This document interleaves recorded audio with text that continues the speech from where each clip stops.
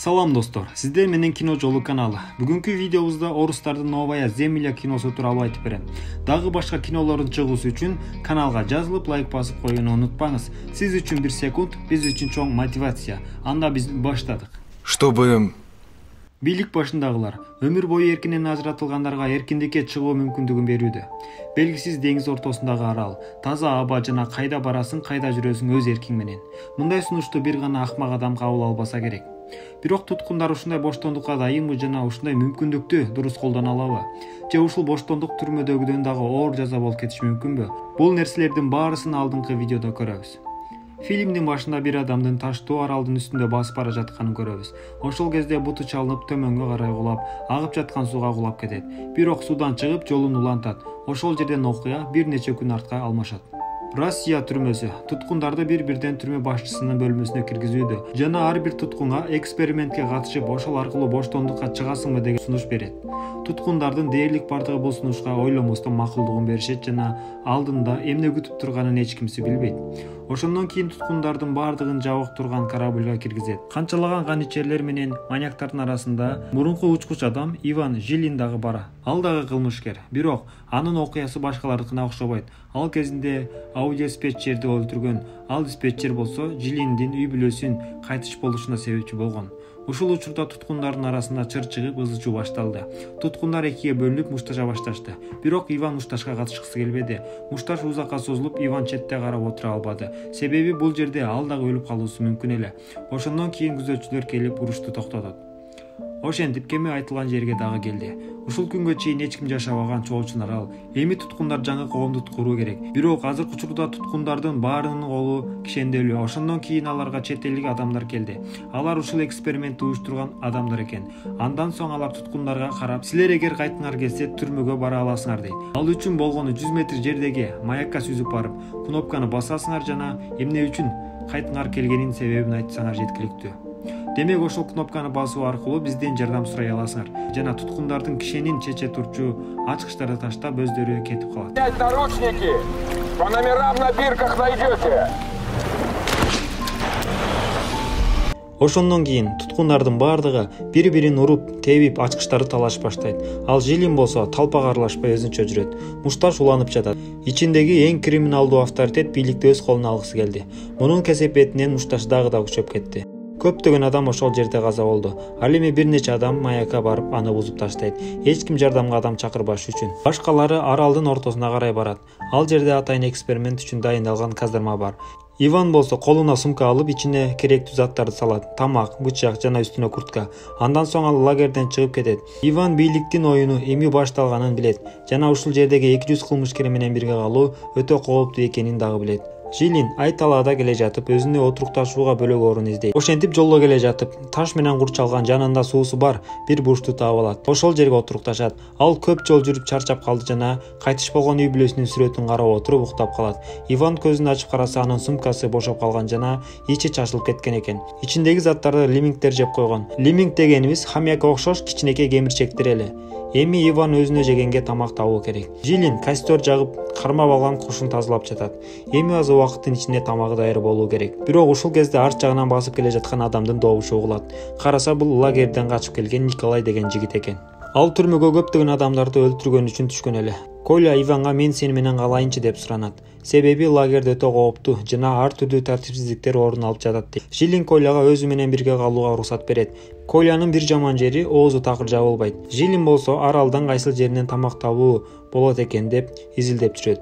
Булар такыр жей турган тамак таппады. Бирок башка бир нерсе тапты. Ал гидроучак жакшы сакталган экен. Аны оңдоп ишке кошууга болот. Бирок алгач алар жей турган тамактарын табуу керек. Күн болсо суук болуп баштады. Айланада жага турган бир дагы отун жок. Экөө тең катуу сууктан түшүп тоңуп калды. Ошентип Иван лагерге кайрадан баралык дейт. Ал Коля болсо ал жака баруу өтө кооптуу. Биз барсак экөөбүздү тең аман калтырбайт дейт. Ошондо Жилин айтат: акырын лагерге барып билдирбей көмүр менен күйүүчү майды алып келелик. Ошол кезде лагерди башкарып отурган Обезьян деген жигит кыргызчасы Маймыл, бул анын лакабы аты эле. Обезьян лагерге катаал тартип орноткон. Ал ошол жердеги адамдарды экиге бөлүп койгон. Бир тобу мыкты колдорунан иш келген эркектер, ал экинчи топто карыган, ооруган, колдорунан эч нерсе келбеген алсыз адамдар. Ошол алсыз адамдарды күндө сейилдөөгө чыгарат. жана кайтып жатканда акыркысы өлөт деген оюнду ойнойт. Сигнал басылганда бардыгы сарайга кирүү керек. Ал соңку калган адам башкалар үчүн тамак болот. Коля менен Иван лагерге жакындаганда костёрду көрөт. Ошол жерде кичине жылынат. Ал Николай болсо ошол жерден сөөктү таап аны кемирет. Ал Иван болсо денесин жылытып отуруп, костёрдун четинде ташка сүйөнүп уктап кетет. Ошондо Коля барып Иванды канча угуткусу келгени менен катуу чарчаган Иван ойгонбоду. Тек гана туткундар аны тепкилеп жатканы ойгонду. Ал маймыл болсо, ал экөөнү соңкусу өлөт деген оюнга катыштыруу үчүн алсыз адамдардын катарына кошпойду. Кийинки күнү баарын аянтка чогултат жана соңкусу өлөт деген оюн алардын көз алдында башталып кетти. Ошондо Иван бул оюндун мындай болгонун дурус эмес экенин билип, оюнга катышпайт жана авторитет менен келишимге келгиси келди. Ошондо Иван айтат: "Камактагы адамдардын баарын бошот. Маякка барып аны оңдоп жардам чакыралы" дейт. "Мен учакты таап алдым, ал учакты сага көрсөтөм. Аны оңдоп алып боштондукка чыга алабыз" дейт. Маймыл бул келишимге келишет. Иван бир нече жигит менен маякты оңдогону кеткенде, маймыл туруп башка адамдардын баардыгын кайрадан тосмону көздөй кубалайт. Ошондо Иван маякты оңдой албады. Кайрадан жээкке барса, маймыл аны кечирбесин билет. Ошол себептен Иван маймылга "Биз маякты оңдодук жана жардам чакырып койдук" деп жалган айтат. Маймыл болсо жалган айтып турганын сезип, туткундардын баардыгына кыйкыра баштады. Ошондо туткундун бирөө колуна бычак алып маймылга сайып алды. Ошентип маймыл дагы өлдү. Эми ошол жердеги бийликти эч ким колуна алгысы келбейт. Себеби баардыгы ушундай өлүп калуудан коркот. А бирок ушул жерде башкара турган адам болбосо, тартипсиздик орун алат. Ошол себептен маймылды өлтүргөн Толя Слесарь бийликти өзүнүн колуна алат. Слесарь Толя бийликти колго алганы менен чынында баардыгын башкара турган Иван Жилин болмокчу. Ошондон кийин Иван баардык адамдарды жыйнап учак тууралуу айтты.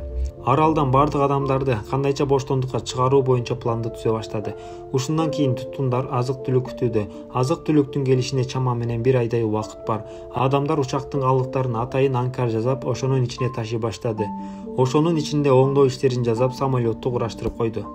Ошондон соң америкалык команда азык-түлүк менен келди. Ал Жилинди ушул жердеги башкаруучу катары палатага жеке сүйлөшүүгө чакырды. Палатада Ивандан сурайт: "Аралда туткундардын бөлүнүп башка жерге барып жүргөнүн байкадык. Не үчүн бардыңар?" дейт. Иван учак тууралуу айтпады. Анын ордуна "Биз балык оолоого чыктык" дейт. Жана өздөрүнө жардам катары бензин сурайт. Муну алдыда кыш келе жатат деген шылтоо менен түшүндүрүп берди. Америкалык комиссия көптөгөн азык-түлүктөрдү калтырып аралдан кетет. Бирок дагы бир чоң белек бар. Жаңыдан туткундардын группасы. Бул жолу Америкадан келген. Америкалык туткундар өздөрүн тартиптүү көрсөттү.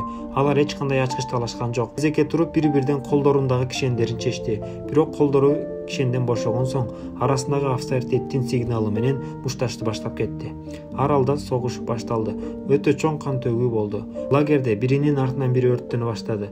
Адамдардын баардыгы бирин-бирин аябай мушташып жатты. Байкоочу адамдар болуп жаткан окуяны корабльде отуруп көрөт жана аралдагы баардык адамдарды өлтүрүп экспериментти токтотолу дейт. Ошондон кийин бийликтегилер адамдардын баардыгын ата баштады. Баардыгы өлдү. Тек гана 4 адам тирүү калды. Жаш бала Блондин, Толя Слесарь жана Николай. Ал мушташтан мурун уктап калган эле. Жана Иван Жилин баардыгы биригип учакты сыртка сүйрөп чыгарат. Алардын эми качып кетүүгө мүмкүндүгү бар. Жаш бала Коля учакты чыгарууга жардамдашып өзү кетип калат. Коля ушул жерден эркиндикке чыга турган болсо, көптөгөн адамдардын өмүрүнө зыян тийгизерин билет. Ошол себептен ал тоонун эң бийигине чыгып, учактын учуп бара жатканын карап туруп, өзүн тоодон боюн таштап өлтүрөт. Иван Жилин болсо мурунку учкуч адам. Ал учакты өзү башкарды. Жаш бала менен Слесарь экөө артында отурду. Бардыгы эркиндикке чыгабыз деген ой менен кубанып учуп бара жатышат. Алар туура багытта учуу үчүн америкалык кеменин жанынан өтүү керек болду.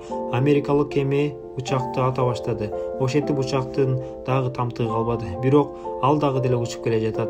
Ивандын бетине терезенин айнектери кирип кеткен. Бирок ал күлүмсүрөгөн бойдон асманга уча берди.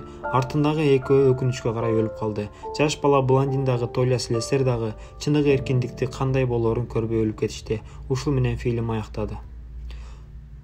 Достор, аягына чейин көргөнүңүздөр үчүн чоң рахмат. Комментарийге фильм тууралуу өз оюңузду калтырыңыз. Жана биздин каналды колдоо үчүн каналга жазылып кетиңиз. Кийинки видеону биринчилерден болуп көрүү үчүн коңуроочону басканды унутпаңыз. Кийинки видеодон көрүшкөнчө аман эсен болуңуздар.